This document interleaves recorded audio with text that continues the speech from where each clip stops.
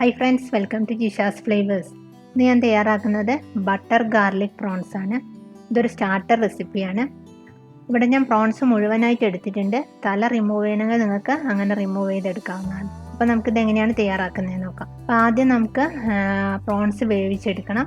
അതിനുവേണ്ടി ഞാൻ പാനിലേക്ക് കുറച്ച് ഓയിലും കുറച്ച് ബട്ടറും കൂടെ ചേർത്ത് കൊടുക്കുന്നുണ്ട്. അതിനുശേഷം നമുക്ക് ഇതിലേക്ക് പ്രോൺസ് ഇട്ട് കൊടുക്കാം. നിങ്ങൾക്ക് മുഴുവനായിട്ട് ബട്ടർ എടുക്കണമെങ്കിൽ അങ്ങനെ എടുക്കാം. ഞാനിപ്പോൾ ഓയിലും ബട്ടറും കൂടെ മിക്സ് ചെയ്തിട്ടാണ് എടുക്കുന്നത്.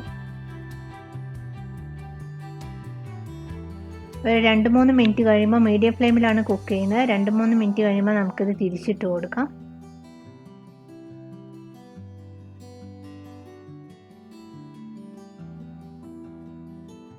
ഇപ്പോൾ പ്രോൺസൊക്കെ ഒന്ന് ഹാഫ് കുക്ക് ആയിട്ടുണ്ട്. ഇനി നമുക്കിതിലേക്ക് കുറച്ച് ഉപ്പ് ചേർത്ത് കൊടുക്കാം.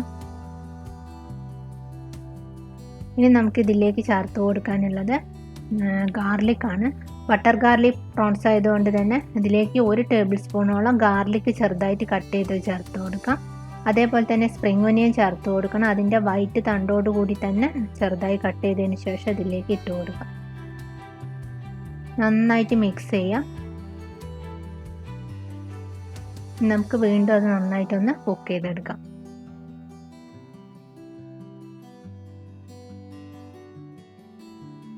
വീണ്ടും നമുക്ക് പ്രോൺസ് എല്ലാം ഒന്ന് തിരിച്ചിട്ട് കൊടുക്കാം.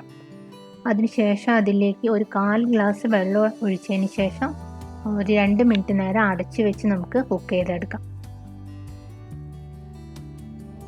ഇനി നമുക്ക് ഇതിലേക്ക് ചേർത്ത് കൊടുക്കാനുള്ളത് പാർസ്ലി ലീഫാണ്. പാർസ്ലി ലീഫ് ചെറുതായിട്ട് കട്ട് ചെയ്തതിന് ശേഷം നമുക്കിതിലേക്ക് ഇട്ട് കൊടുക്കാം. പാർസ്ലി ലീഫ് നമുക്ക് സൂപ്പർ മാർക്കറ്റിൽ വാങ്ങിക്കാൻ കിട്ടും. പാർസ്ലി ലീഫ് ഏകദേശം കാണാൻ മല്ലിയില പോലെ തന്നെയാണ്. അതിൻ്റെ ടേസ്റ്റ് മാത്രമാണ് കുറച്ച് ഡിഫറെൻ്റ് ആയിട്ടുള്ളത്. അതിനുശേഷം നമുക്കിതിലേക്ക് ഒരു 1/2 ടീസ്പൂൺ പെപ്പർ പൗഡറും അതേ അളവിൽ തന്നെ ഒരു 1/2 ടീസ്പൂൺ ചില്ലി ഫ്ലേക്സും കൂടെ ചേർത്ത് കൊടുക്കാം. നന്നായിട്ട് മിക്സ് ചെയ്തതിന് ശേഷം ഒന്നുകൂടെ നമുക്ക് ഇത് കുക്ക് ചെയ്തെടുക്കാം.